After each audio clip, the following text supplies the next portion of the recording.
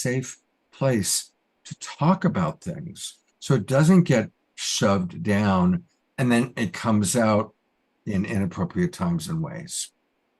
Yeah, absolutely. The safety is vital that we request it for ourselves, but also that we're aware that we give it to our partner and then people close to us, especially with partners, because if our partner has some kind of fantasy that doesn't involve us, we can get all jealous and triggered, but it's just a fantasy. It's actually not harmful and it's just revealing something about them. So we need to have the capacity to make it safe because it's better they can speak about it than acting it out or blocking and repressing part of themselves. The two choices society gives us is repressed desire or act it out hedonistically, which then causes harm if it's just acted out from the shadow itself. We really need to integrate love and eros back together. This is such a vital part of the journey for our healing. Like healing can be seen as integration.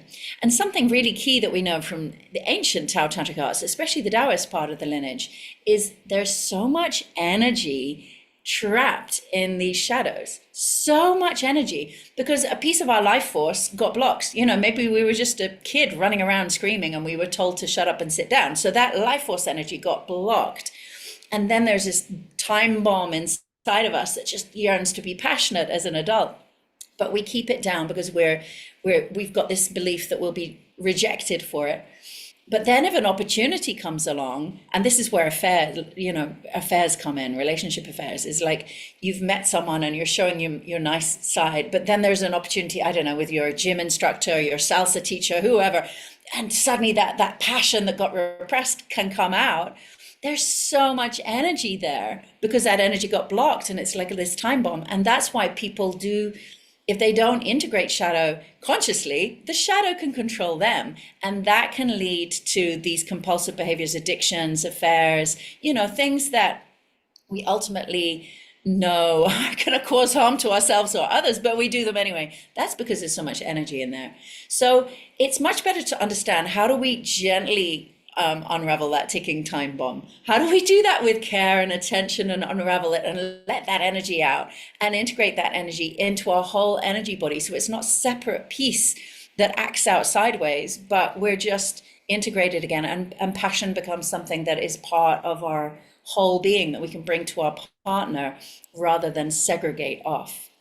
Beautiful. Well, that kind of leads to the other thing I wanted to talk to you about. So I'll start with the question. Shashi did a beautiful kind of essay, if you will, or a blog all about entities.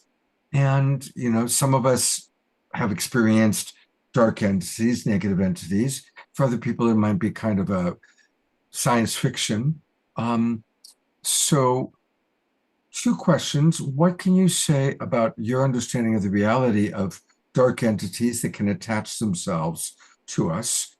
And since we were just talking about compulsions, to what degree do you believe that sometimes, or maybe always, our compulsions are an entity attached using our body for the alcohol, for the drugs, for the sugar, for the sex?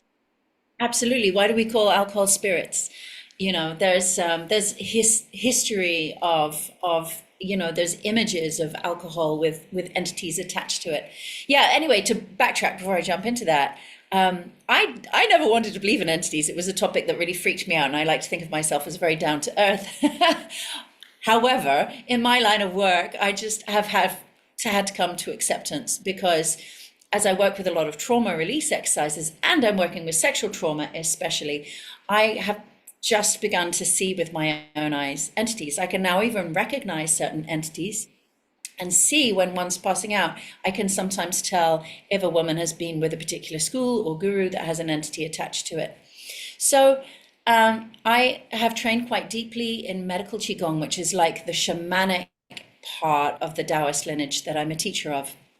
And here I found really amazing guidance around working with entities. So we now have all of our teaching team are trained in working with entities. What I found really amazing in this training is to switch the idea from like us being a victim and an entity just landing on us, where we're like, okay, let me get the crucifix and the garlic and protect myself. But actually, it's always something that we're choosing, and not like consciously like, oh, let me have an entity, but we are choosing a relationship. We're creating a contract with an entity because we want something out of it. And so, you're right, we could look at substances. I look a lot at sexual trauma. And of course, we can see now massive entities are happening. We've got the whole Epstein files coming out, and we're hearing about they're very deliberately, from what we hear, there is deliberate working with entities. Why would anyone deliberately work with an entity? Why would anyone want to work with Satan or the devil or a dark demonic force? Like those of us who've chosen the light our whole life, we think, why would anyone do that? The answer is in one word, and that is power, external power. And this is very big in the Taoist lineage, that we need to build internal power. And internal power comes from slaying our own demons, our own addictions, our own shadow. It's an inner job. And of course, we do Tai Chi and Qigong, and we build that inner power. We integrate our sexual energy into our light body, and we build an inner power. It doesn't take power externally. But our world, on the other hand, is full of people trying to get power. So most of our people in power, politicians, people we see in power, are sourcing power a lot externally. It even comes from like wearing a uniform, sitting at a big desk, having your name. All of these are external power. And a lot of it is like, oh, I'll sleep with you to get my power, or I'll pay you off and get power, I'll bribe you. All of this kind of unhealthy use of power is all laden with entities. And so we need to be scrupulous with ourselves to really track where we're sourcing our power. And we exchange life force energy for power.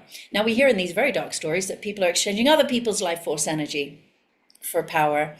But we all do it. Just to bring it down to earth to each of us, is each of us more ordinary people, we have to see, where am I giving my power away? This could be even medication, like if we're going through depression and rather than healing it, we're going to use a medication. It can be through, I gave that example of who in Hollywood, you sleep with a film director to get power. In the spiritual world, sometimes people attempted to sleep with the guru. And I'm always saying, you do not have to sleep with the guru to get enlightened. It's an internal job. Watch yourself. If you are trying to get power from somewhere externally, then you are forming entity attachments, whether that's an entity held on one person, a school, a body. Entities form when energy is held together. And so we could, a school, we talk about a business being an entity, actually, and we're channeling our energy towards something. So whenever I incorporate a business, I go to the Kuan Yin temple and I offer my business to Kuan Yin, and I pray that it become a channel for people's healing and that it is divinely protected. I have not missed the fact that we call a business an entity, and I want my businesses to be entities of healing. And so, entities are simply energies that have a certain formation. Any religion has an entity. Like anything that people channel energy towards starts to form an entity. And so we want to be very aware of entities. And I talk about having energetic hygiene. In sexuality, people know about their STD tests and whatever, STI tests. And I say, well, also check on your energetic hygiene. How many lovers does this partner have? Do you know who they're intimate with? How does it feel for you energetically? In Tantra, in real tantric lovemaking, we pray together before we make love so that the energy we're moving together is consecrated towards our higher selves and causes no harm to any living being. So there are many things we can do to keep a very good energetic hygiene. And I think entity clearing is something just to do on a regular basis, like we clear out from parasites after we've been traveling. It's a good idea to scan our being and to really check, am I giving my power away anywhere? Have I made contracts and agreements that I really need to release and take my power back and reclaim my energy into my energy body? So yeah, this is a little bit about the way that we are working with energies, not with fear, but with understanding. I so appreciate everything you're saying about that. And a couple of things. You mentioned that entities are formed or attracted. Would it be accurate to say when we are grasping for power, or grasping, and I would add grasping for money or grasping for sex. And I just put into the chat box a video. I know a lot of my people have already seen it. It's a video that I did about money, sex, and power. And a teaching that one of my early teachers, Grandfather David, shared with me about the alternative of grasping for money, sex, and power, but instead to go for service and devotion and humility. Yes. Those are true values. And unfortunately, we live in a culture, especially Western culture, that really promotes money, sex, and power as being what's of value, when in fact it's actually, those are false values. Mhm. So last, Yes. This, oh, I just really want to highlight that like actually it's a whole paradigm shift, and our paradigm of it's basically consumerism. That is, there's competition, and you've got to grasp, and you've got to, like do whatever it takes. Look at our politicians; they do whatever it takes to get power. It's very competitive. Whereas when you're in service and you offer your service every day to the highest divine truth, the universe will give you everything you need. No grasping needed. that's exactly right. That's exactly right. People ask, how can such an egomaniac become president? Not to mention any names.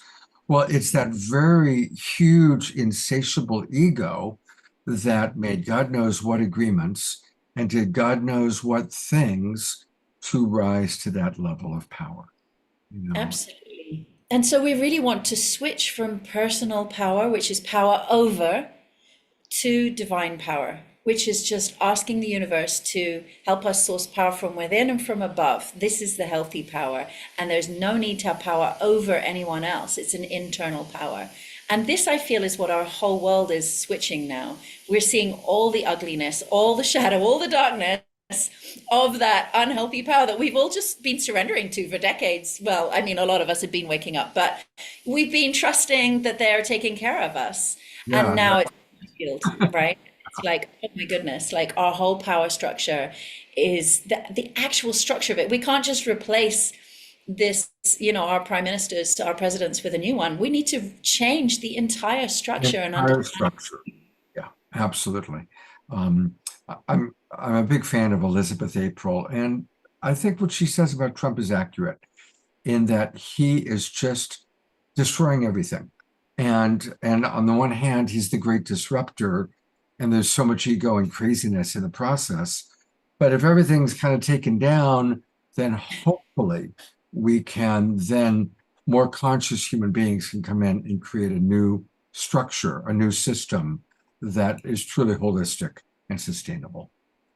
Yes, I hope for that. We can just pray that it's as smooth as possible, right? That at least harm happens as possible. And I believe there's so many of us ready who've been living this way for a long time. We're ready with that new earth.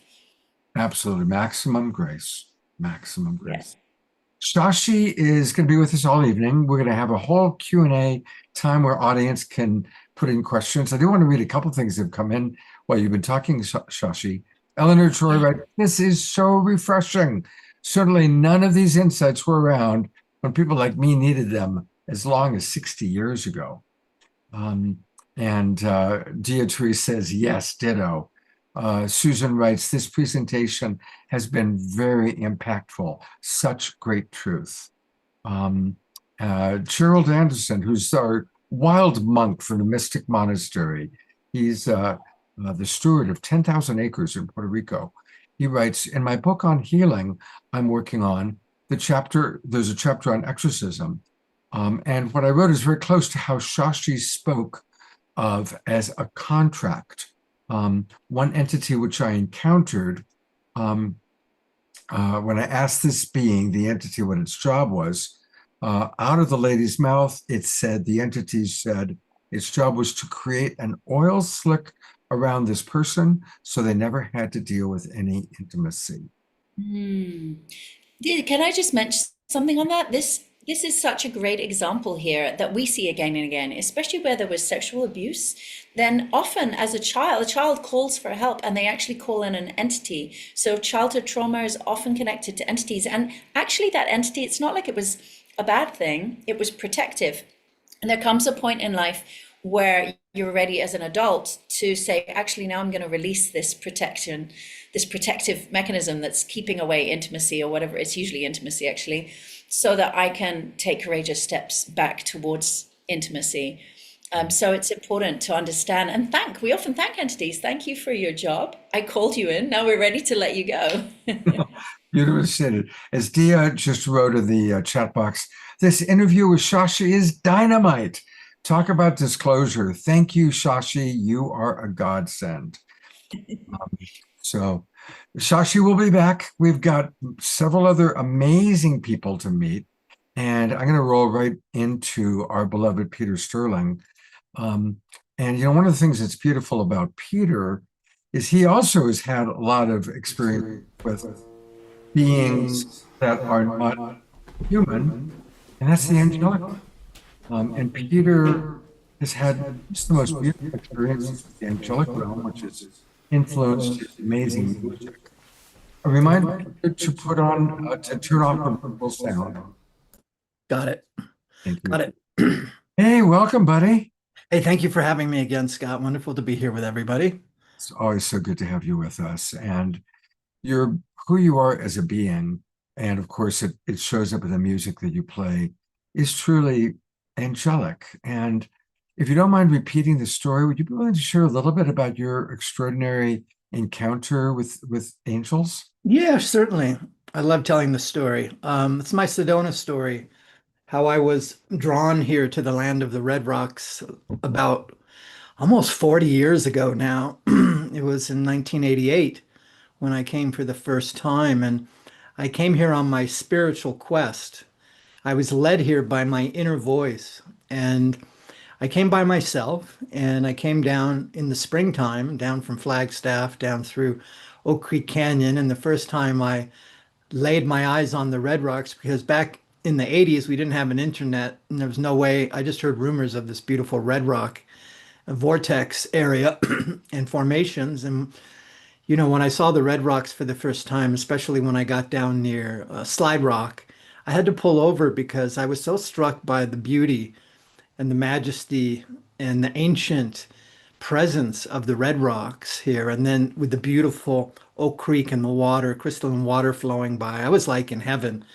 And so, long story short, I ended up moving here, and I came to live as an artist here. I set up my glass studio. I'm a stained glass artist my whole life.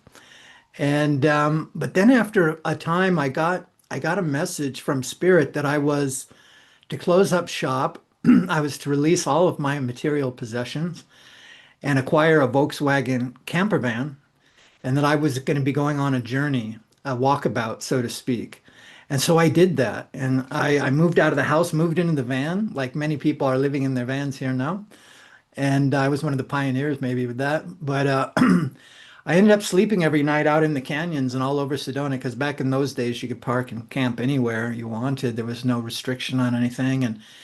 And really just immersed myself in nature, hiking every day out into the canyons. And the most profound thing, I did a lot of inner work on myself, healing work. I wrote a book about my experiences called Hearing the Angels Sing, a true story of angelic assistance. And I write in great detail about what happened to me here. So if people want to check that out, that's where you would go. But I was led, I was guided to just go out into the canyons and meditate and fast and just listen to silence, is what I say, and just immerse myself in the pristine tranquility and silence that exists in the canyons. Especially back then, there were like no helicopter tours, or I used to be able to hike in Boynton Canyon and just be like the only one I would see all day. It was amazing back in those days, and had a lot of amazing experiences. But really what happened was, as I went deeper into the silence, and I started to have some mystical kind of transcendental experiences, and I started to go through different levels of awareness. I kind of call it, like in the yoga tradition, they talk about samadhi. And I was able to just kind of immerse in a sustained period of like no thought. And what the Buddhists talk about, emptiness. I just really went into the emptiness, and I just sat and bathed in it. And there's this wonderful quote we all know, silence is golden. So I just immersed into the supreme stillness and silence there.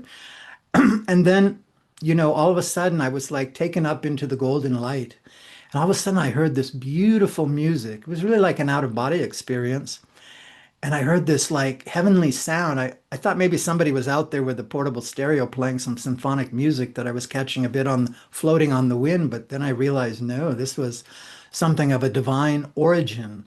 And I had read books and heard stories of many of the saints and masters speak of the inner light and sound. And all of a sudden I was having my own experience of tuning into it. And so I was taken up and I was in this kind of rapturous, ecstatic state. And I was in the golden light, and my third eye was just kind of seeing in these other dimensions, this higher celestial sphere.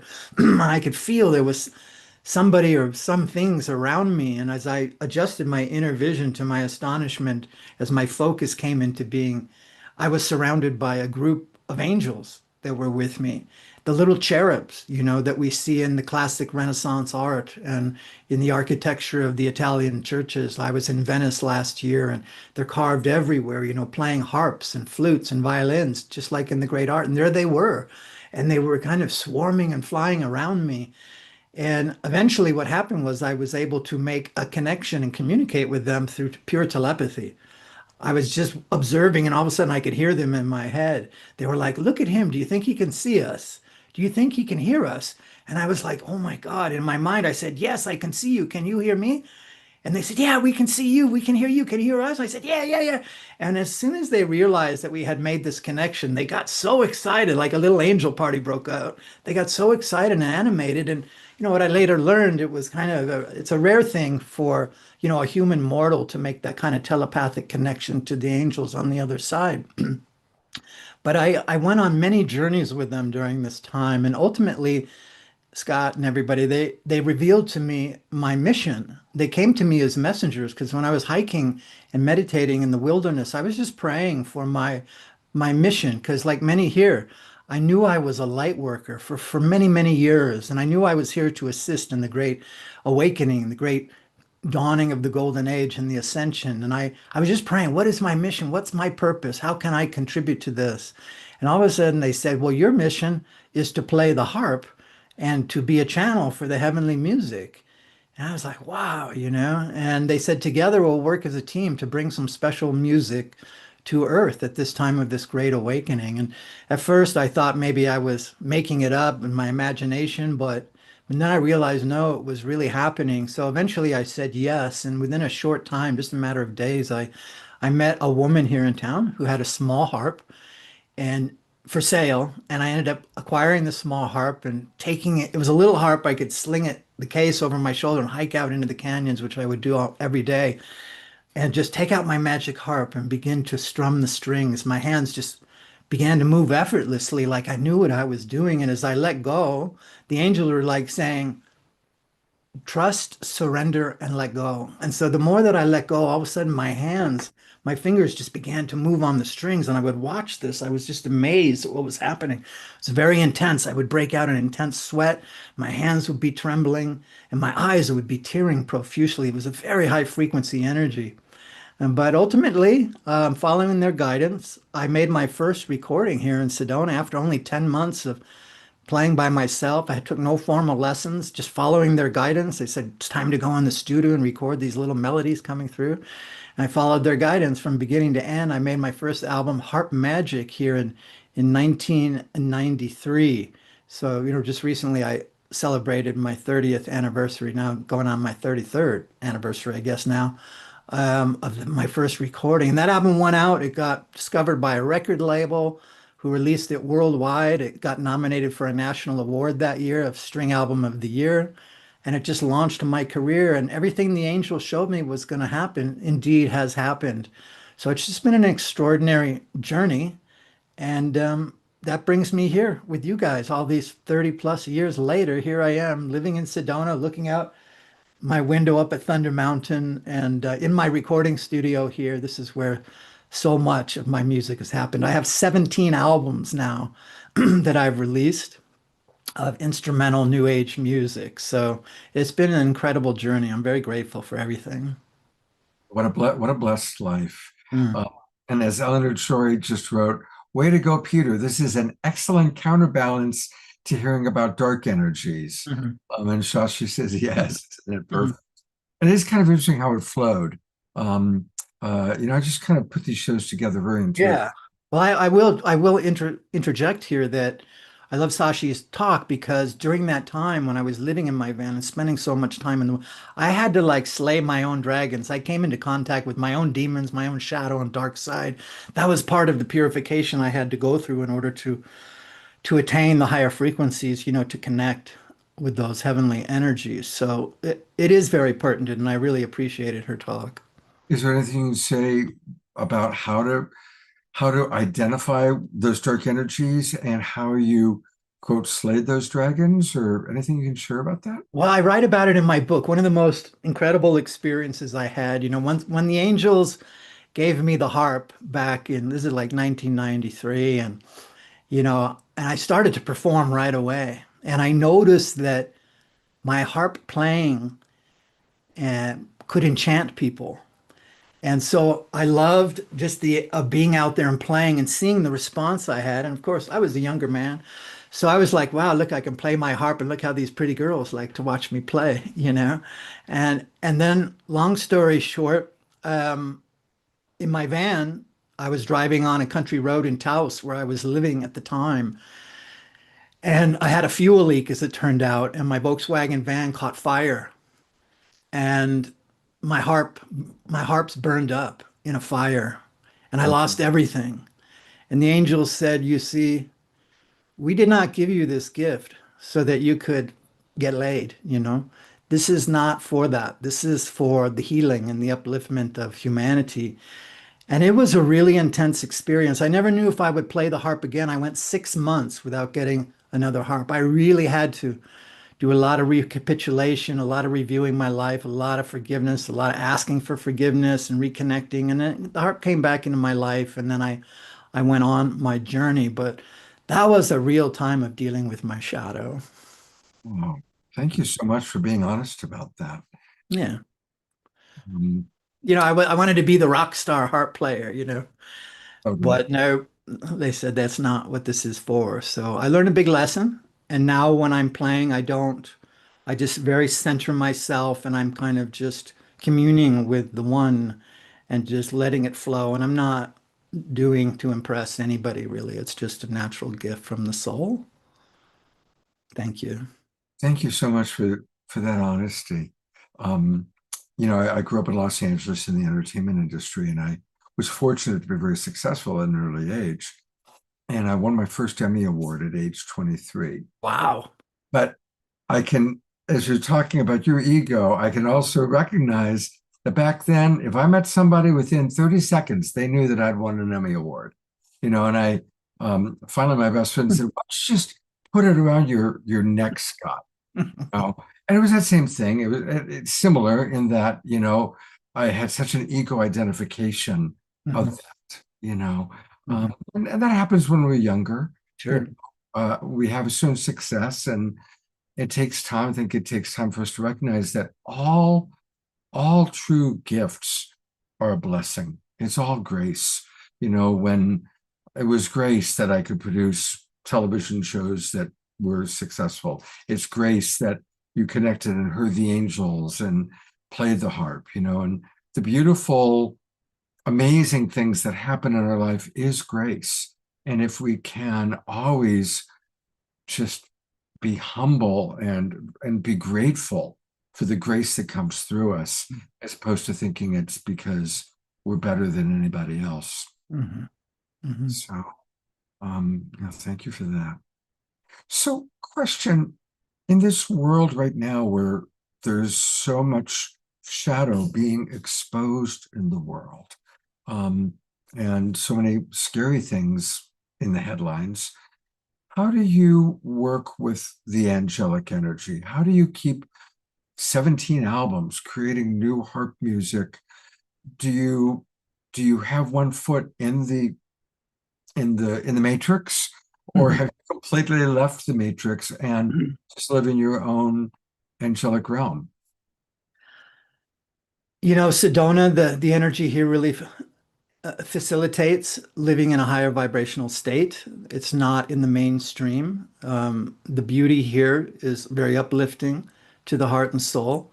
In my home here that I've had now for 14 years, I've created a beautiful kind of angelic sanctuary. I call it Casa and what do I call it? House of the Angels kind of a thing, you know. And I have crystal gardens and my beautiful art because I do this beautiful artwork that the angels have showed me, and I have beautiful gardens. And I also do tours here, you know, Jeep tours for many, many years. I have a tour company. So I feel grateful that I get to just immerse myself here and work with my clients and take them out onto the land into the canyons, and I bring a harp and crystal bowl, and I call in the angels, and I introduce my clients to the angelic energies with the harp, especially the wind harp. I do this very unusual. I hold the harp up into the wind and it sings like angelic choirs. It's very, very beautiful kind of heavenly sound. So I've really created a sanctuary, and I've got my whole scene here, which really keeps me very uplifted. I feel like even with the craziness of the world and being here in Sedona, it has allowed me to maintain kind of a high level of awareness here. And of course, my music, I feel blessed that the music is like a sanctuary for me.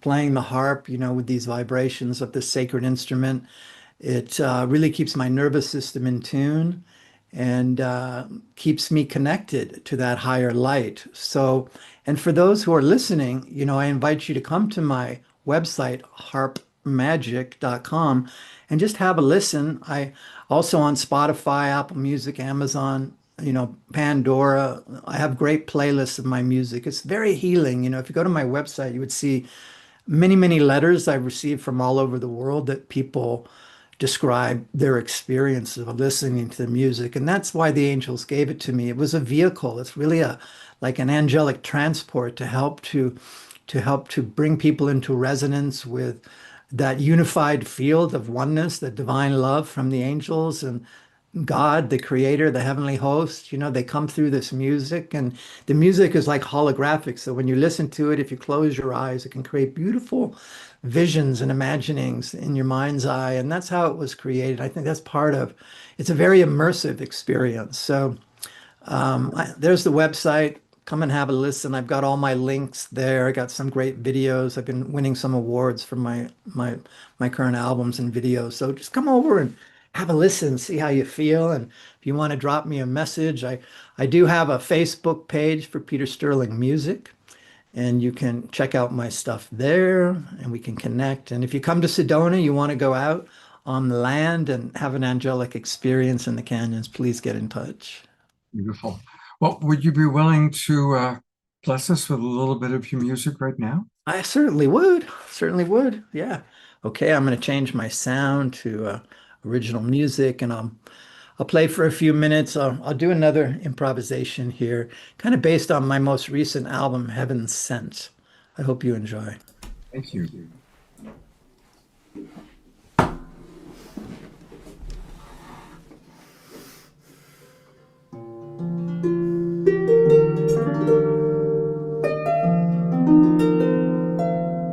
Is that sounding good?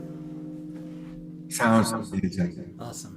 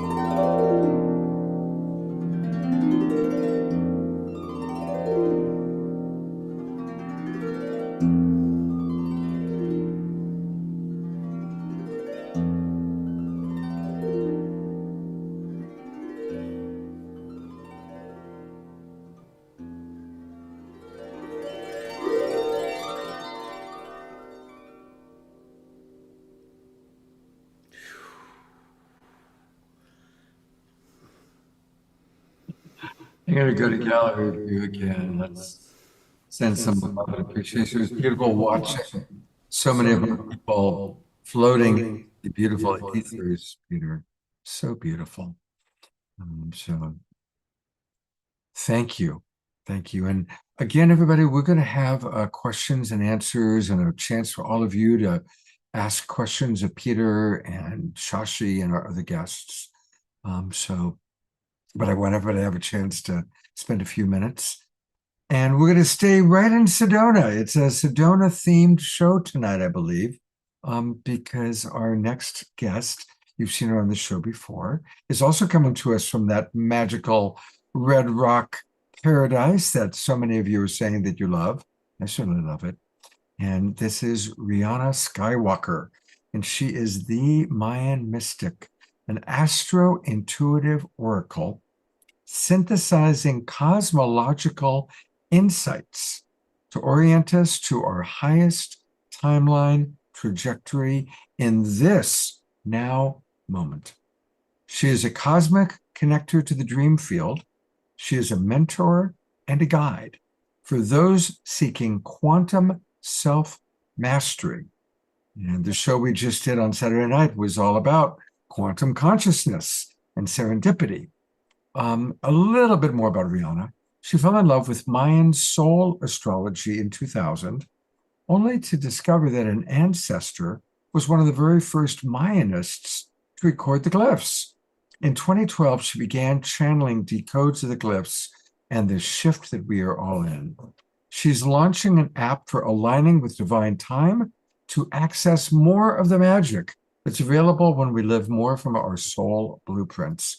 And as I said earlier in the show, every time I'm blessed to read her kind of explanation of the energies of the day, it's like, oh man, it's deep. I have to read it a few times for my little muggle brain to comprehend it, but it's always deep and very insightful. And I said, Rihanna, it's spring and there's all this stuff going on. I want you to share with the audience your wisdom. So thank you for being with us tonight. Thank you for having me back. It's good to be with the Peace Tribe again. So I've prepared a little presentation for you. Oh my God, fantastic. I'm gonna spotlight you completely and get out of the way. And I'll take you through it because I want to orientate everyone with like what's really going on. So there's this, reality that we see that's triggering us in all sorts of ways. And the previous speakers, both of whom I've met, have alluded to themes that are written into the cosmic story that we're in. And when we can see things from that perspective, I think it really helps us to sort of relax and go along with the ride and really realize what's being called for. Because of course, there's just so much distraction that's bidding for reaction rather than the inward journey, which is much more rewarding. And obviously, it is a very special time. And it's April. This is like the most intense month of this year and of our age, really. And I'll show you that. And then you can ask me some questions. Hopefully, technically, this will work. So bear with me. I'm going to, will it work for me to share my screen? Yes, you have screen share privilege. Right.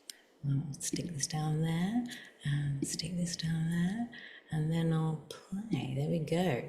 Okay, so it's the Great Reset. And of course, that expression was put out there into the field to scare us so that we would have an emotional reaction to those words.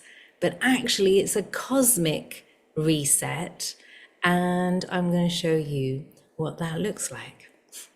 So we are the dream of ourselves, and we are awakening from the dream of forgetfulness, as in forgetting that we've dreamt this all into being, and that we have that sovereign creator energy, the life force, that when we pull it back from the shadow and from the disowned, fragmented parts, we could coalesce and create something of a higher frequency when we remember who we are. So that's what's really going on.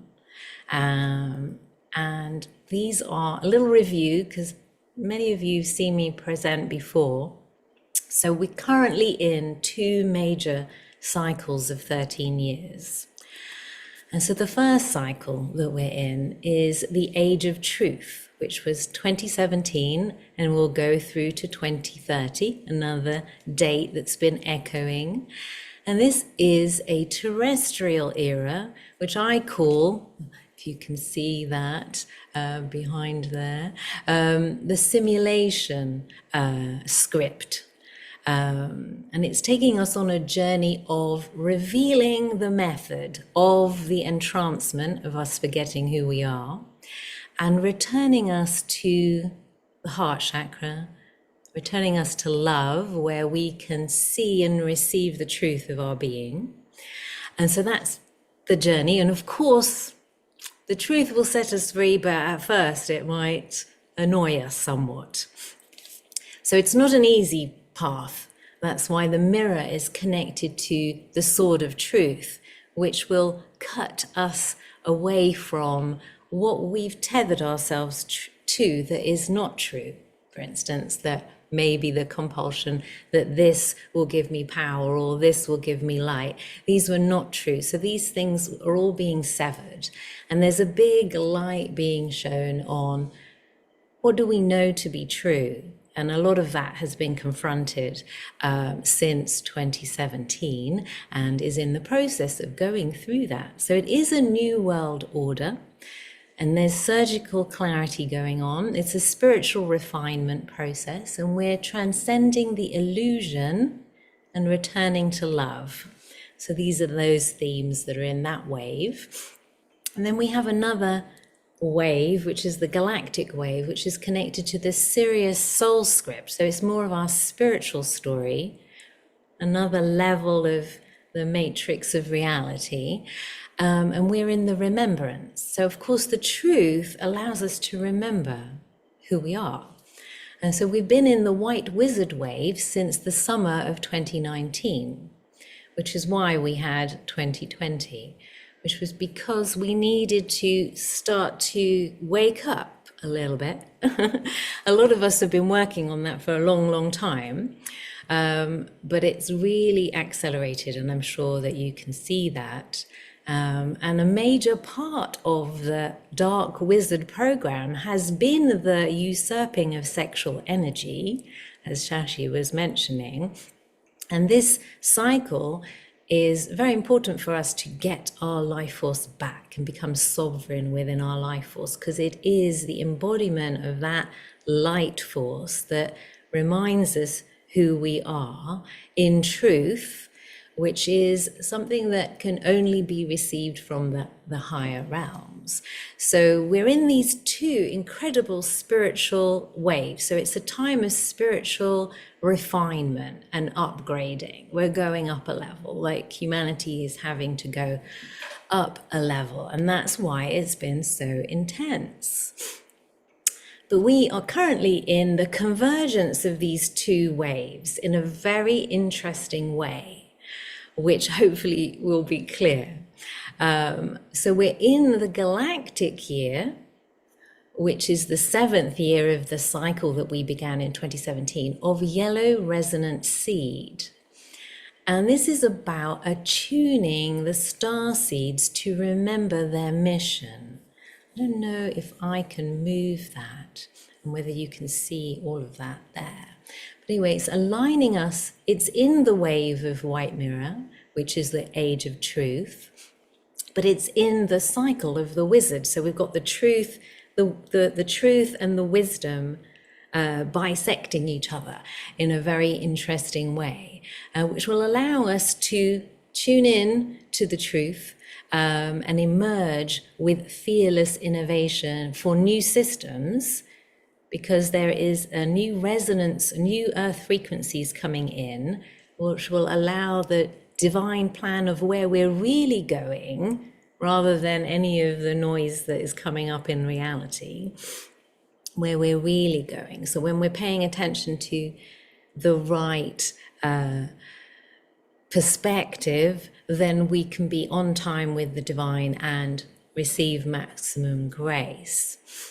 And the terrestrial year, which is kind of perfect from the two previous speakers, we're in the 10th year of the white mirror years, and we're in the blue planetary night year, which is all about going into the dream field, reclaiming the dream field. And the dream field is where the shadow has been playing out, because we've been mostly living in this very polarized reality, suppressing all of these energies, separated from the truth of who we are, and projecting out these shadows that we see playing back at us that we haven't owned.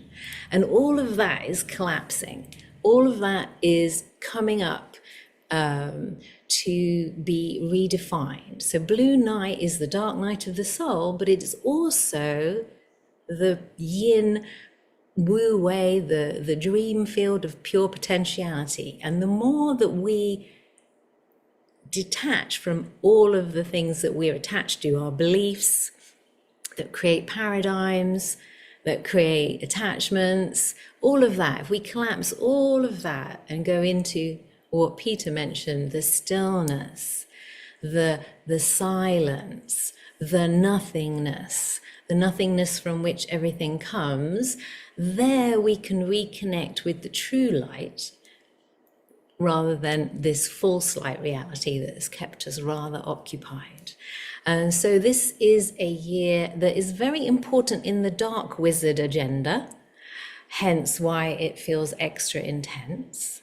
But it's also, seeds are germinated in the dark. So there's a perfect marriage between these two archetypes that these two waves have converged on. So as we are in the unknown, the newness wants to emerge. And so this is where we are. And then the astrology of the Great Reset is partnering beautifully. And basically, we've had 9 months to rebirth reality. And we're in this process now. So in November, we had Pluto go direct and to go into Aquarius and not to return to Capricorn. Then in January, we had Neptune go into Aries, and then Saturn in February. And then this month, we have Uranus going into Gemini. All of these things, June, Jupiter, Leo, and then the North Node shifting, all of these things are basically the sort of structure of the dream field changing, which means that we could have a new dream of ourselves, or even the opportunity is probably to tune into the dream of our soul, the dream of Gaia that we share, that we are here to facilitate, to bring into an experience. So April is astounding astrology. It really is the Great Reset. So with that in mind, it's likely that the dark wizard distraction machinery will go into overdrive. But we have to remember, which is why it was good to come on, that there's something else going on underneath, or above, I should say, above this projected reality. And so basically on the 17th, we have 7 celestial bodies in Aries. Neptune, Mercury, Mars, Saturn, Chiron, Sun, and Moon, and they are all trining Pluto and Uranus. It's really the reset, because Aries is the beginning of a new zodiacal journey. So everything is resetting, but it's resetting in quite a deep way. There's so many layers to this, and there's only so much I can share on this, but it really is the transition time between the ages of Pisces and Aquarius. And we really are able to implement new systems now, whereas before there was a different structure. And so this spring is really a time for things to be very, very different. If we allow it, if our consciousness can let go and we can be in the unknown without fearing it, and we know we're just anchoring in a deeper frequency, and that this is what is cosmically coming in, and that we can be facilitators of that. And oh gosh, I wonder if you can see that, because I've got this whole load of images over the top of it. So the 17th of April is Red Crystal Moon, which happens to be in the white mirror wave, so connects to the age that we're in and the galactic year that we're in.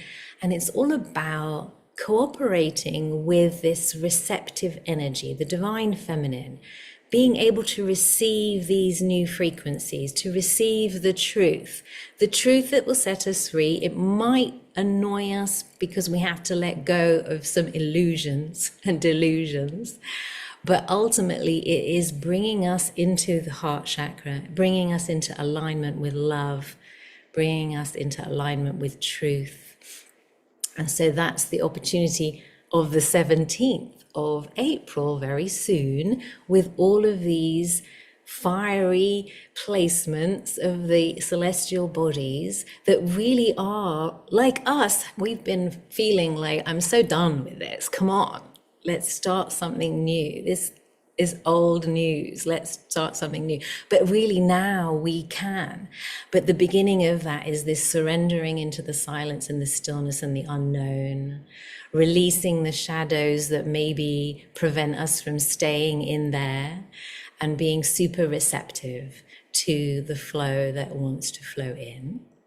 And then we have on the 25th of April, Uranus going into Gemini, which I see as a consciousness coherence event, which obviously is over a long period of time, but I believe that we already had a little taste of it.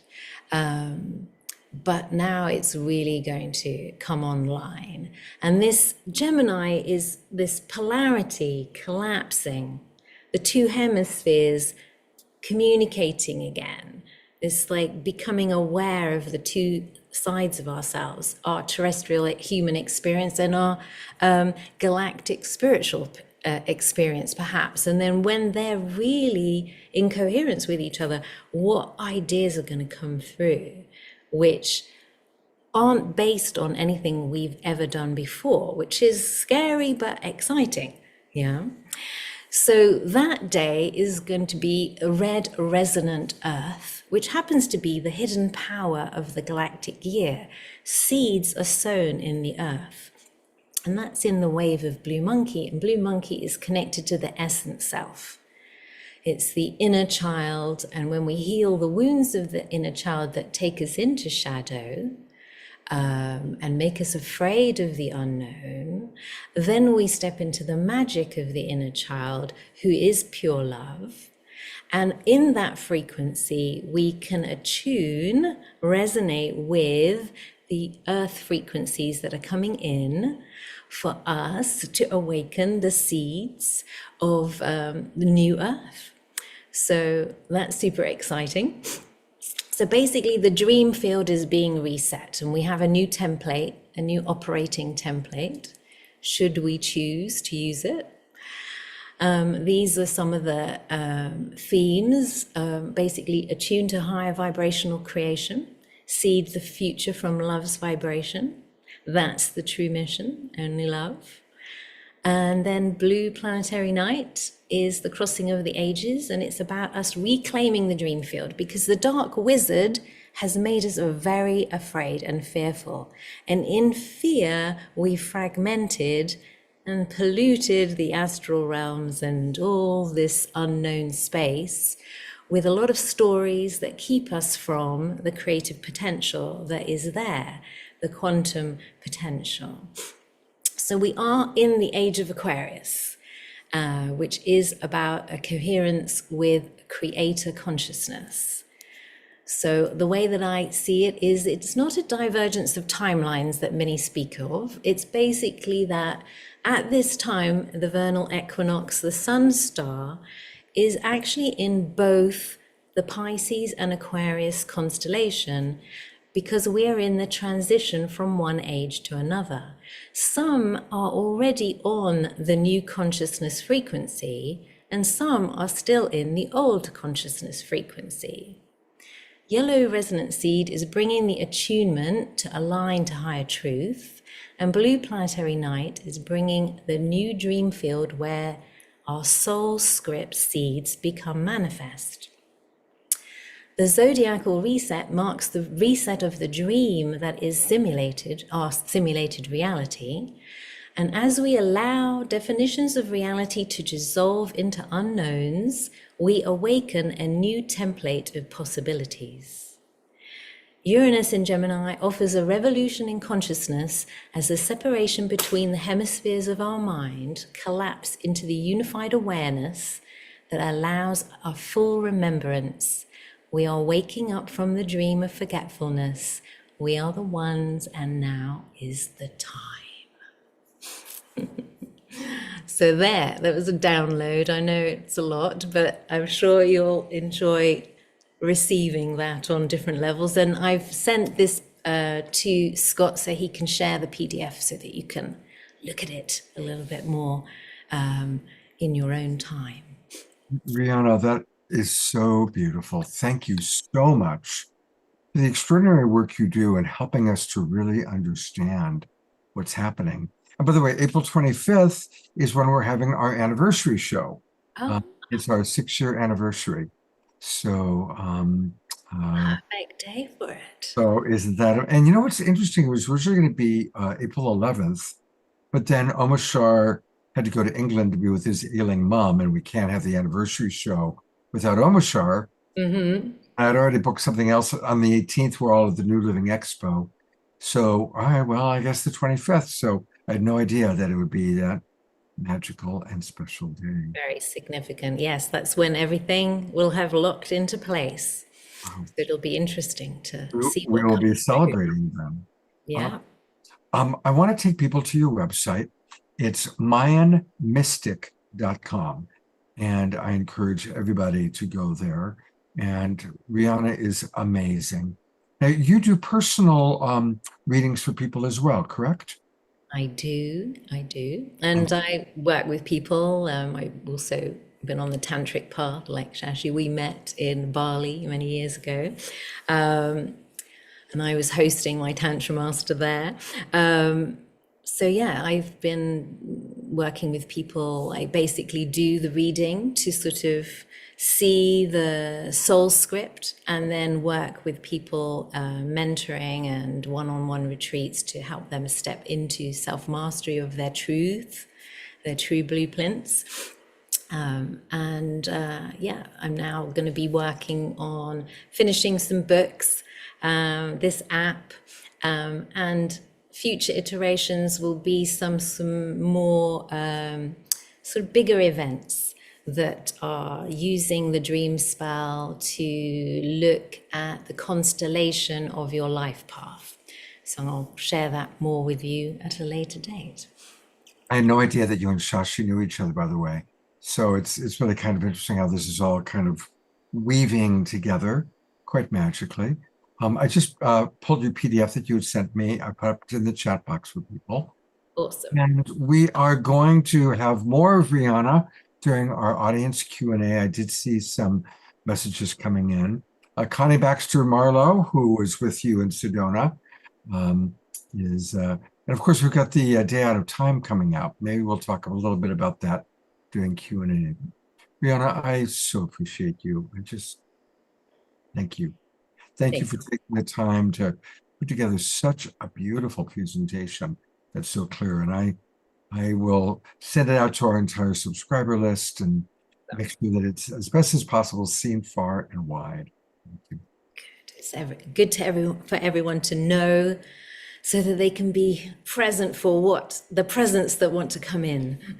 I also really appreciate how you diplomatically It'll remind us periodically of the show that's being put on, the movie, and you do it in a way that's really quite accurate, but very diplomatic. And yeah, good job. We still have Swami Beyondananda, also known as Steve Behrman. And of course, most of you know Steve. He's been on the show probably the most of any of the people here tonight, other than Desiree. But for anyone who does not know, Swami Beyondananda is the alter ego of author, comedian, and workshop leader Steve Behrman. And his work has been described both as wisdom, described as comedy, and comedy disguised as wisdom. Our beloved Marianne Williamson has called him the Mark Twain of our times. And he's got a really special, a couple of events, both online and in person, that we're going to talk about. But he's going to share a little bit, and then we're going to take questions for Swami. So if any of you have questions for Swami, put them into the chat box now so that I can ask the Swami some questions. Welcome, Swami, back to the Awakening World. Well, thank you so very much. This is a very, very auspicious day. April 1st, April Fool's Day, and a full moon. So we have a rare full moon. This is a full moon celebration. And it's great to be on Awakening World because the world needs to awaken. I've said either we will have an awakening or we will have a wake. So this is my holy day, April Fool's Day, when I often deliver the State of the Universe address. So I'll share that with you today. State of the universe, ever-changing, same as always, humming along swimmingly. And again, this year, the universe once again expanded, so they've had to let the photon bell out just one more notch. And meanwhile, back here on this little planet, or as God calls it, the Comedy Channel, well, the world is in serious condition, largely because of our conditioning to be serious. Seriously. We have a new word, we have a situation. Now, in a recent reality check, a whopping 70% of people said that they disapproved of the current reality. Now, talk about uncertainty. You've heard of the Heisenberg uncertainty principle? They're not even sure about that. So everywhere people are asking, what is going on? Is this the hand of God at work or just the middle finger? And people are asking, are we coming finally to the end of the Kali Yuga? Well, we're right on the cusp. This is what they call the border Kali Yuga. Border Kali Yuga right now. And of course, there are people out there who are talking about the end times. I met a man a while back who was disappointed and depressed because the rapture didn't happen. I said, so the rapture didn't happen. It's not the end of the world, okay? Now, in fact, what's going on right now is that I actually went to the book of Revelations. I actually looked at the book of Revelations, and you won't believe what it said. It said that a sign that the end times are at hand, and I quote, and the last trump shall blow. I know, the blowhard is blowing even harder than usual. However, this may be a time when resistance seems irresistible, and yet we must respond with compassion. Because behind every soulless heel, there is an unhealed soul. And it is the work of the great heavy-duty light workers that we have with us, not just to heal souls, but to re-soul heals. I have a new program to do exactly that. It is called From A-Hole to B-Hole. Very important now. Now, in the past, when the populace was very angry with and dissatisfied, there would be a revolutionary uprising to overthrow the system. Well, we already know that revolutions keep us revolving on the same wheel, the same un-merry-go-round, the same hamster wheel, the same treadmill of fear, right? And I've said this many times before, when you find yourself on a vicious cycle, for goodness sake, stop pedaling and get off. So we don't need a revolutionary uprising. We need an evolutionary upwising to overgrow the system. And instead of the fear-based state of emergency that we've been leveraged into, we need a love-based state of emergency. That is where we emerge from the illusion of separation and see that we are all connected, that there are no sides, only angles. And when we see it from the right angle, we are all on the same side. So I am happy to announce, this is a presidential announcement, my presidential campaign to bring about political climate change, warmer hearts, and cooler heads. Yes. Instead of the bipolar insanity that we have right now and the tug of war that is pulling us apart, we are calling for a tug of peace where we all pull together in the same direction. The campaign to bring left and right, front and center to face the music and dance together, to turn the funk into function and leave the junk at the junction. Yes, that's very, very important these days. Now, in order to do that, I've created what I'm calling the Great Upwising. The Great Evolutionary Upwising. It's a recovery program to recover the sane and sacred at the center of humanity. It's a simple 4-step program, which is guaranteed to work 4 times. I'm sorry, my math is off. It's a 4-step program guaranteed to work 3 times faster than 12-step. And the steps are simple. You wake up, wise up, and grow up, show up. So we wake up from the illusion of separation, right? Where we've been set on a battlefield, one against the other. An autoimmune dysfunction that has destroyed our immune system so that the sociopathogens can run rampant. Yes. We've been hoodwinked by a bunch of winking hoods, and the Commonwealth has been stolen by a very small percentage of the uncommonly wealthy. Well, next we have to wise up, wise up. Wise up to the power of loving coherence. This is the untapped super duper power that's very important at a time when so many people have been super duped. We need to bring red tribe and blue tribe together to sit in sacred circle and talk until they're purple in the face. Because only by being together as one purple people will the peeps outnumber the perps. And then we have to grow up from children of God to adults of good. See, we've been stuck in this awkward phase called addled essence, where our essence has been addled by toxic beliefs. And what people believe is truly unbelievable. Now remember, truth lives in the heart. Beliefs lie in the head. And so we need to focus on the love in our heart so we don't get hijacked by the lies that they're putting into our heads. Yes? So it also means when we grow up to be the you that you were meant to be. You know, they say that the unexamined life is not worth living, but the unlived life is not worth examining either, right? So it's very important that we actually be who we are here to be and release the grip of the ego. I've created a simple 3-word mantra to do that. Ego, egoing, egon, just like that. Or you can use mental floss. Back and forth twice a day, you'll prevent truth decay. That's very important. Now, we also, finally, we need to show up. Show up on a new playing field, ready to play a new game, to gather all good intentions under one big intent.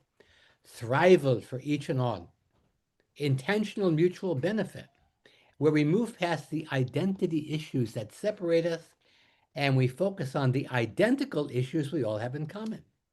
Clean air, clean water, clean food, and clean government. And where everyone is referred to with the same pronoun, thee, namaste, I honor the God in you. Yes. Now, it was great that Rihanna talked about the Great Reset. Well, we actually have something called the Great We Set, where we, the people, set the new standard that we want to live by, and we gather around the virtues and the values that the 90% of us who are not sociopaths share in common. So we can create government of the people, by the people, for the people, where the government does our bidding, not the bidding of the highest bidder. And so to truly activate these 4 steps, we have to take an all-important 5th step. Take a vow of levity. A vow of levity. Because when the gravity of the situation is bringing you down, it's time to let levity lift you up off the battlefield so you can see from a higher view. So, join me now. All of those wishing to take a vow of levity, please rise and repeat after me. All for fun All for fun and fun for all. and fun for all. I now pronounce you duly absurdified. Okay, good. Now, it's very, very interesting in these times. I know that this is a very, very spiritually evolved group that we're working with, of course, and everybody on this call knows that each of us already has all of the answers within. It's matching them with the corresponding questions. That is the challenge. And so, if the people out there, if you have an answerable question for the Swami will have a questionable answer for you. So, are you ready? I'm ready. Beautiful. Thank you, Swami. First of all, people are loving you. I'm going to read a couple comments as well as questions that have Okay. come. Shoshana writes, so grateful to have the epic Steve and Trudy in Ashlandia. And I just want to acknowledge behind every great Swami, there's a Trudy. And there she is. But the thing about Trudy is she is doing a menage a trois because she sleeps with both Steve and Swami. So she's pretty far out. But she's doing a good job. So good job there, Trudy. Thank you, Scott. A lot of people just saying how much they love you, Steve and Swami. Pure joyful genius. Connie writes, Swami is a true genius and so cool that it's so funny and inspiring and truth-telling. Rihanna was jotting down some of your best quotes. Truth, DK. Yes, absolutely. And Andrina Joy made a confession, Trudy, I don't know. She confesses that way back when visiting Ojai, she literally slept in the same bed as Steve with her common friend, Jeff Hutner, but never at the same time. Just thank you for sharing that, Tarina. All right, here are a couple questions that came in. Okay. First one was Peter Sterling, our beloved Peter, asks, he says, Swami, I think I'm being contacted by extraterrestrials here in Sedona. What should I do? Well, first of all, I think you should definitely listen to them, although I have to confess that I think one of the big problems we are facing on the planet is extraterrestrials. We have way too many terrestrials. We don't need any extra. But as long as they're making a contribution, bring them on, bring them on, bring them on. We need all the help that we can get from all of the cosmic comic realms, all the help that we can get, anything that is beaming love our way. That is very powerful because of the fear that is being implanted in us, that's bringing up, as people have said earlier, it's bringing up the fear that is already there for revelation. And these are times, they call them apocalyptic times, which means the lifting of the veils. And to coin another phrase, the truth shall upset you free. So very important to be able to metabolize this, because we humans have been living for tens of thousands of years under the rule of the lowest common denominator. And the rule of gold has been overruled by the golden rule, I'm afraid, has been overruled by the rule of gold rule, which is do unto others before they can do unto you. This has left us with a lot of residue to metabolize. And so here's the question. This is the question for humanity. Can we undo the do that has been done, or will the done do be our undoing? So we welcome help from all of the beings out there from other realms. Well, thank you for that. A whole lot of doo-doo going on there. There's a question from Jeffrey Colbrick wanting to know, as you run for president, what party are you going to be running on, or do you have any thoughts about the different political parties? Well, I think that we call it one big party, the fundamentalist party, with the accent on fun. One big party, everyone is invited. Now, what we have right now, we have a deeply divided body politic. Half the people believe the system is broken. The other half believe it is fixed. And so what we need to do, Yeah. It's bring left and right, front and center to face the music and dance together. And it is a transpartisan movement to release the partisan trance. Now, I am not running for office. I am engaging everyone to be running mates so that we, the people, become the leaders we have been waiting for. That is what the upwising is about. We see that we've been fooled, that we've been tricked, and yet we have common sense wisdom.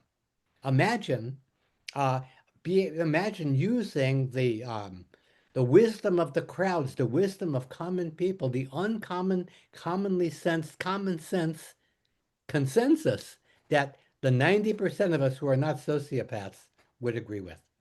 So my presidential campaign is for us to elect ourselves.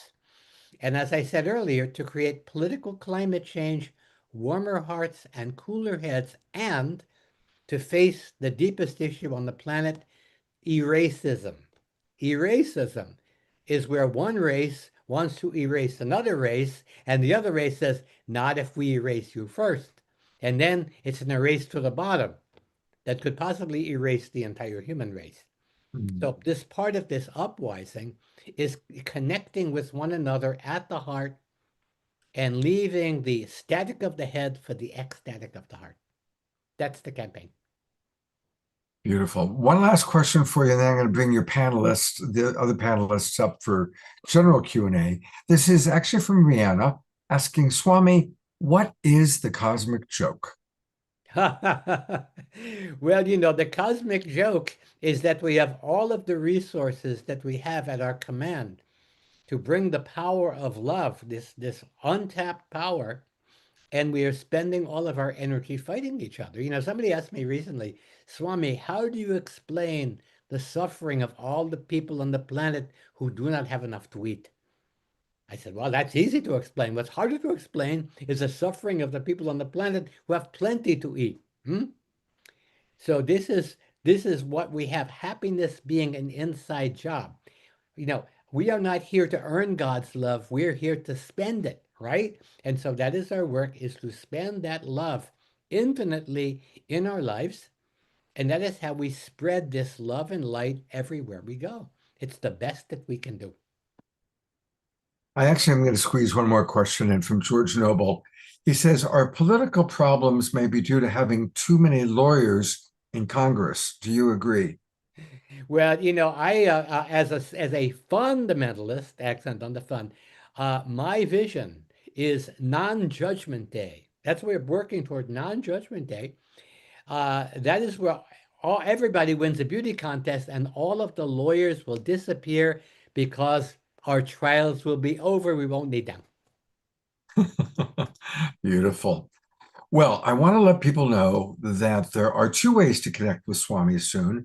Let's talk about the first one, which is for everybody. This is online, and it is Swami for Precedent, Precedent, Swami for Precedent.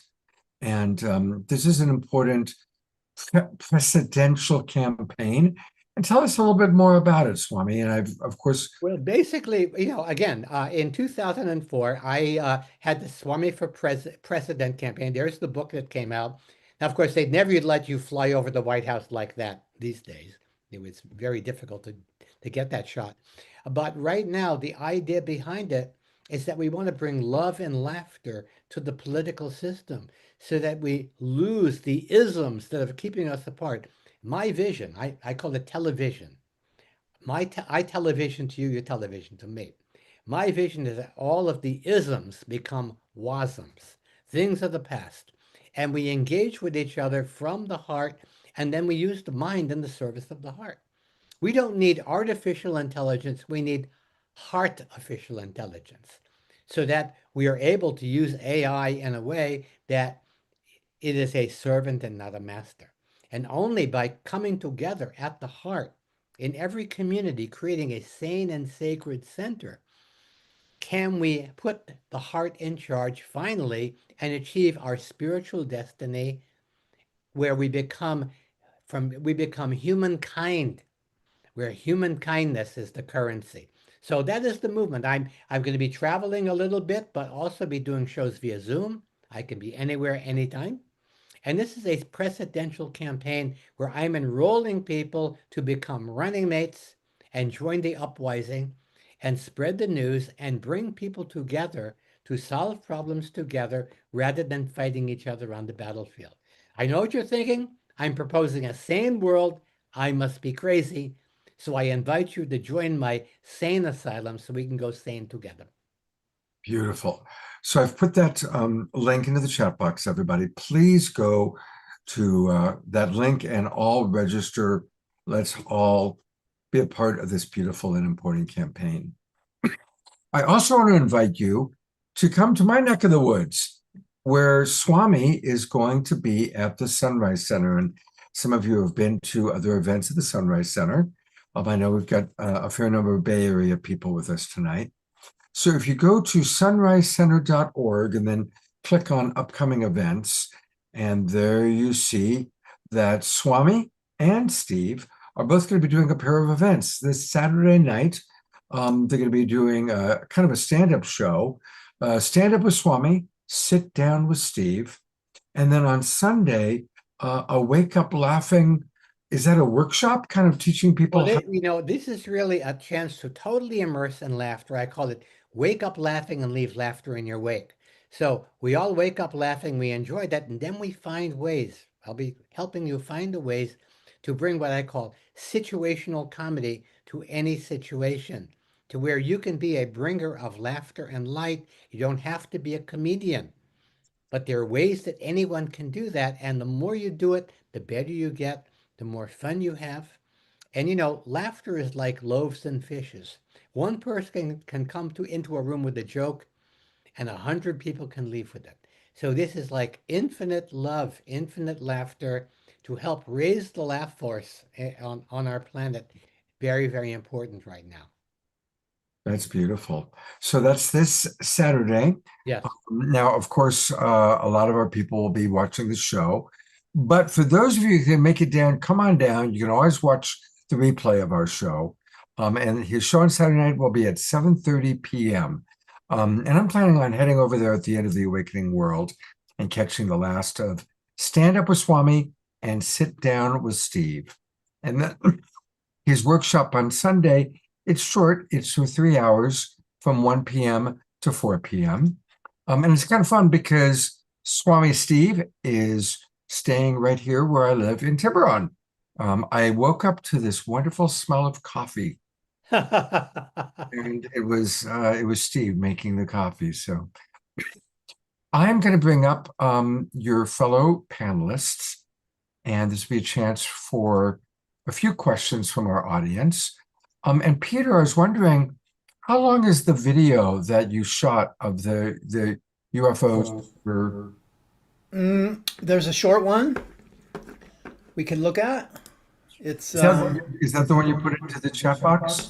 I have one that's a 1 minute 22. Yes, the one in the chat box. It's a minute 22. To give you a really good idea of what we're seeing. Yeah, well, I pulled it up. Tell us, you need to put your original sound off. Okay. Well, And tell us a little bit about what we're about to see. this is some unusual lights that I'm catching out in the western canyons of Sedona at night with my night vision. And I was very much guided because I've had this like connection for pretty much my whole life. And I've been looking at the skies with night vision here for over a decade. And but I got a message that I was to go to this particular location and take a look. And so that's what I did. And lo and behold, these incredible display of UAPs or glowing orbs, a whole show. They're like doing this dance in the sky. And I'm going out tonight, actually. I've got our dear brother Alan Steinfeld in town with his retreat group. So I got about 10 people I'm taking out tonight. Right after this, we're going to go have a look. But it's amazing. There's something very special happening. I could talk a lot about it, and it's also tied in with the alien artifacts that are being unearthed in Mexico. I don't know if people have seen these, but I have one here. I don't know if you can see. It's kind of let me hold it up to the camera. Can you see? This is called a Yeah, potato. yeah, we see it Oh, very that well. one, yeah. So this is a potato stone, and look who's on it. Okay, these have been dated to thousands of years old, probably between 12 and 40,000 years old. Wow. They're being dug up in Mexico. They're about 10 to 15 feet under the dirt. So they're using ground penetrating radar in several locations. If you want to learn more, here's another one. And it's really cool. Like, let me just show you this potato stone. You see the little ET, and then on the back, there's all this incredible light Wow. language. And then on the bottom, there's another one there, you see. And then here's another one, another potato stone. And what's really interesting, this material that they're made out of, they've had it tested in the lab. It's a geopolymer. We don't have a material like this. They don't even know what it is. It's very heavy for its size, and some of them are glow green in the dark when you put a light on them. So, and then there's this one of my favorite little ones. It's a little spaceship you see here. And this comes from Ojilos in Mexico, where this particular style comes from. They're dug up under the ground, and you see there's a little ET being in there. This is his little spaceship, and you can see him there. And so this is what's interesting is when you you look, you can see there's all sorts of inscriptions. And on the back, I don't know if you can see that, it's kind of hard to see, but there's like a winged. Let me see if I can hold it up properly so you can get a sense for it. Yeah. So maybe if you can see that, Yeah, we like see. a winged alien. So Oh my God. these are connected to the Anunnaki. You know, this what's being Yeah, revealed, Anunnaki, yeah.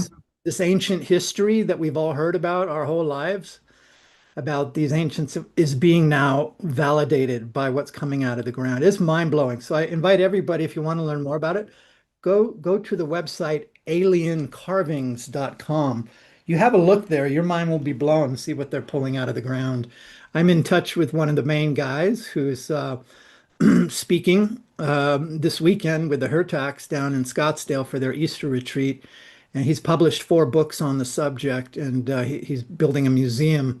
So it's fascinating. So I first connected with these artifacts, and I had them, and I was hanging out with. Then I started getting messages like they're like, "Come out, come out," and so I'm taking people out. I just today I just got a new pair of really high quality military grade night vision goggles that will be, I have a few different pairs. So it's pretty cool what's happening. And I think it's all tied into, disclosure and the state of the planet. And there's an acceleration of this being revealed. It's the great revealing. It's amazing how many humans think that we're all alone in this vast universe of billions of galaxies and planets. And, many would have you think that there's nobody else out there. But indeed, I think the great revealing is happening. So I think that's why I'm being called. I'm being called to be like an ambassador and to help to bridge the worlds and to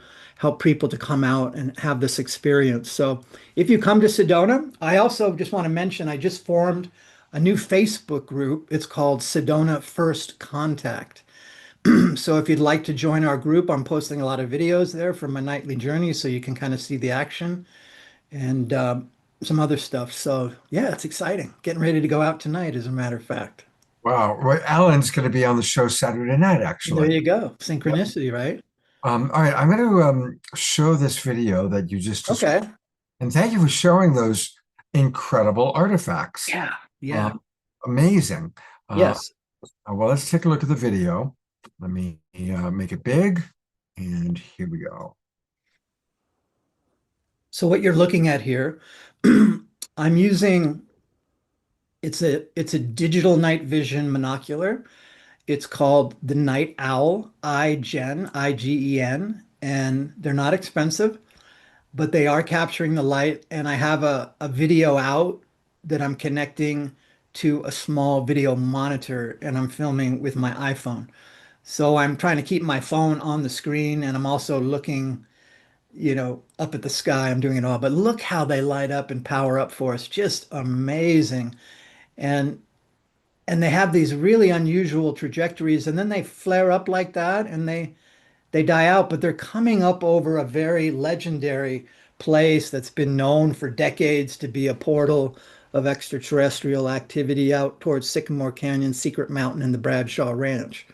So it's quite a phenomenal when you're seeing them. It's really otherworldly, and the way they move, to me, it's like they're just coming up to fly around, and then they're just dazzling to the eye to see them. You can see them actually with the naked eye as well.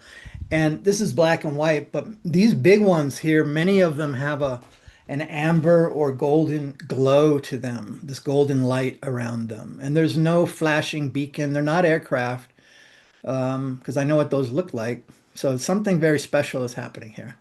Wow. Wow. Thank you for sharing that. The Bradshaw Ranch, when I was producing, I worked as a producer on a nationally broadcast primetime show called The Paranormal Borderline back in the mid 90s. And we went out to the Bradshaw Ranch, and I produced a couple of segments from there. And it was amazing, some of the phenomena. That's 30 years ago. Yes. So, I was just out there just the other day. I was with my girlfriend. We were on a Jeep ride and we went way out, and I saw this Jeep road and out towards Ononki, way out towards the ruins out west. And I decided, hey, I'm going to go up this road and check it out. And we got up there, and then I looked at my maps, and I was on Bradshaw Road, and I looked, and the M was the Bradshaw Ranch up ahead on the maps I saw on my phone. So we dropped into this valley, and there we were at the Bradshaw Ranch. There was nobody there.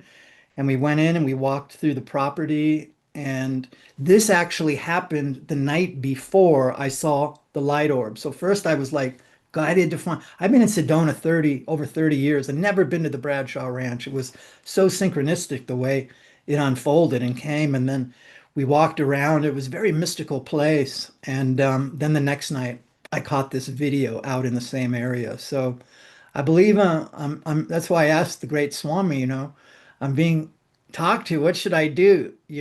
So it's quite a phenomena. So Swami, you come to Sedona, we'll take you and your beautiful wife out and show you something you've It never sounds seen. like a blast. And if they're talking, you should be listening. Well, I know, and I think they're gonna like you. They're gonna like you. So Well, I am turban powered. That's what this feather is. It's the receiver for all of that information. Wow. awesome. I'm going to bring Shashi on because I realized that I showed everybody else's website, but I haven't shown Shashi's. So to get more information, it's her name, Shashi Soluna, Shashi, Shashi Soluna, Solluna, or it could be souluna.com. This is where you can learn all about her different offerings. And Shashi, I know you do retreats. Do you do private online coaching with people? I do group coaching. I have a training for men twice a year and a training for women, and then I work with couples. So yeah, and you can see I also run a channel which is called livetantra.com. It's like a tantra you can trust. I really pick the best tantra teachers in the world. And so I have a lot of online material. I represent people like Margot Anand and Sarita, like really great teachers. Marco is a very long time friend. We've been friends for 40 years. I'm having lunch with her straight after this. Well, this is an interesting show, all the connections. Well, give Margot my love. Margot and my wife who passed away were the dearest of friends. And I produced Margot's movie. I produced that for her. And I have a long history with Margot. And as I say, she and my wife were very, very close. So definitely let her know you're on the show and give Margot my love. Will. She's a lot of fun. It's amazing. Well, you know what? If there are no questions coming in, Rihanna, you just go ahead and tell us what you were posting about the Bradshaw Ranch, since you are a Sedonaite. Yes, I discovered a little bit of what looks like a Mayan temple out in 2020 down near to where Bradshaw Ranches. I sort of found myself there. There was some very unusual sort of bird-like sounds. And so basically there's an unmanned interdimensional portal there that would normally have the indigenous people, like they do in Bali, doing ceremony to balance the light and dark. But as there's no one there, it's just open. So that's unfortunate. And then I have experienced with the night vision goggles seeing phenomena appearing from above Cathedral Rock and then also disappearing above Cathedral Rock. So definitely there are things that are going on that we can't explain. Absolutely. Well, to get more explanation, I encourage everybody to go to Rihanna's website, MayanMystic.com. Thank you. MayanMystic.com. And again, for Peter, his website, everybody, is harpmagic.com. Harpmagic.com. Let me go there real quick. There we go. And he's got so many amazing albums. Go there, buy some of his music. It's such a beautiful way to raise our vibration and just explore. It's a very elaborate website. There's a lot going on there. And it's been really wonderful to have all of you on the show. I'm going to bring you all up one more time. And then we're going to go, don't worry, don't go away, because we still have our prayer time with Desiree coming up. So let me bring up all of our presenters one last time so that we can thank them, send them love, send them appreciation, visit their websites. And for all of you watching on Facebook and YouTube, join the Global Peace Tribe. And that way you can be in the Zoom room, get all the links. There's so much wonderful chat that goes on during the show. It's really, really fun. So just taking a quick look, people just thanking you for all the lovely shares. What a wonderful show. And what an amazing combination all four of you are. You should take this, the four of you, and hit the road, do the tour. It's such a beautiful combination of wisdom, music, comedy. You guys rock. Here is Desiree. And our beloved Diara is still convalescing, but she promises that she'll be back on Saturday night. So we'll start maybe by sending some love for her and turning it over to you, Desiree. Thank you. Thank you. All right. Taking a nice big breath in through the nose, out through the mouth. Can we please send love to Diara and those that need it as well? They're on the call, a part of our tribe, and that we have touched.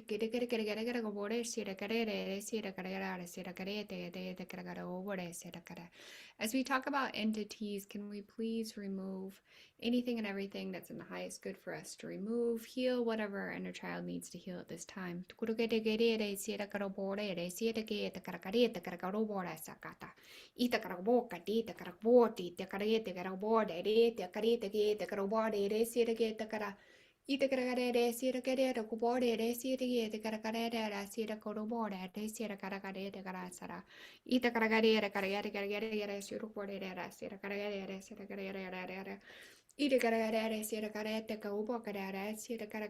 I'm getting a message. You're very accurate, Rihanna. In the things that you said. Thank you.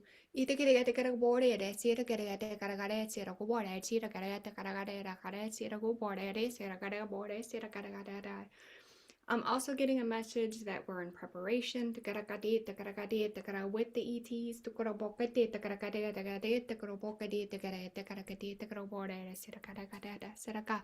And that we should be listening.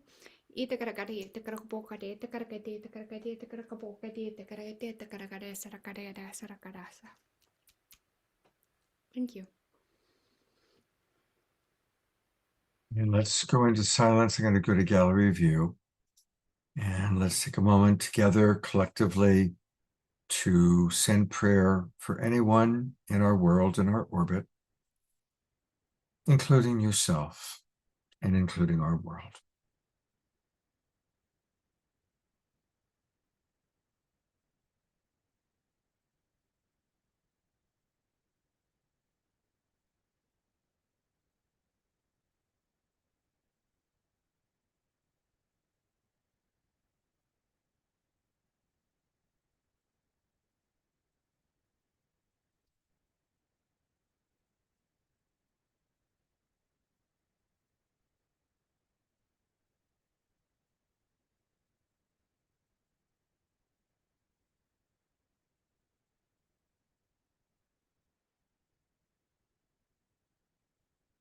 Thank you, everybody. And thank you, Desiree. It is a hard time for so many people right now. This morning, I got an SOS from a woman who I never coached before, but who knew of me, and she tried to commit suicide last night. And thank God didn't succeed, and reached out to me this morning. And it just was such a reminder of how many people are feeling desperate. So let's really pay attention. Who do you know that's lonely? Who do you know that's going through crisis? Please pray for them and reach out to them, call them, check in with them, text. It's so important for us to really be extra sensitive to our great global tribe. Those of us who are blessed and going through, a good time or an easier time, we really need to be extra sensitive to taking care of those friends of ours who are going through big challenges. I do want to let people know about, don't go away. We've got Peter Sterling harp music to close us out. But I do want for everyone to know what we're going to be doing on Saturday night. And on Saturday night, it's going to be previewing the New Living Expo. And we've got a great lineup of people. Joan of Angels will be with us. Alan Steinfeld will be here co-hosting and giving a Making Contact update. Our beloved Vivian Chauvet, I know many of you love Vivian. She's going to be with us. Darren Starwin, he's been on the show before. And a new friend, Papa Yonidas. That name, that's right up there with Swami Beyondananda. I don't know if it's... we'll find out. He's new, but he comes highly recommended. So that's going to be on the show. And actually, I just tonight added our beloved Eden Amadora is also going to be on the show Saturday night. Eden's going to be also co-hosting with me and providing a couple of her newest songs from her album. So definitely join us on Saturday night. It's going to be a wonderful show. And I'm going to turn it over to our beloved Peter to close us out with that gorgeous angelic vibe. And I invite all of us close our eyes and let Peter lift you up, up, and away. Thank you, everybody.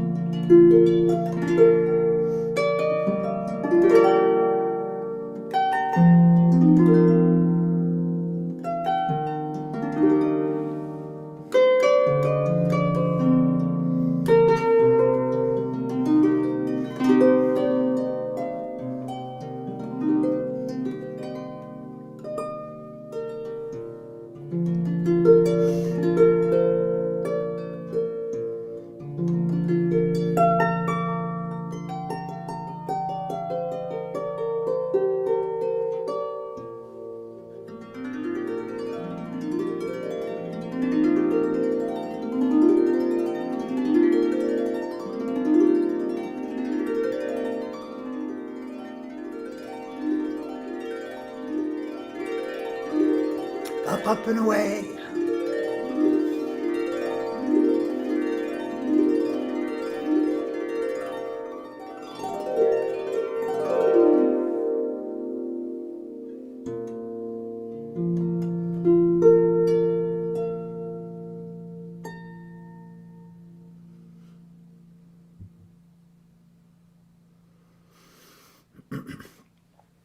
Love, love, love. Thank you so much, Peter. Ah.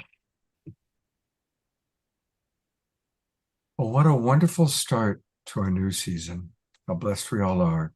It's wonderful to be with all of you. A reminder that on Easter night, that's coming up this Sunday, is the wonderful Easter moonrise ceremony that Christy Michaels has put together. We talked about it at length last Saturday night. I'll be sending out an email to all of you, and it'll have the details about that. So do join us online Sunday at 5 p.m. I'm looking forward to that. And I look forward to seeing all of you, hopefully on Saturday night. And I hope some of you will come out here to the Bay Area to be with Swami on Saturday night and or again on Sunday afternoon. Thank you, everybody. A wonderful start to our new season. Much love to each and every one of you. Fanny Starchild is in the audience. Fanny's going to be doing music with us soon. And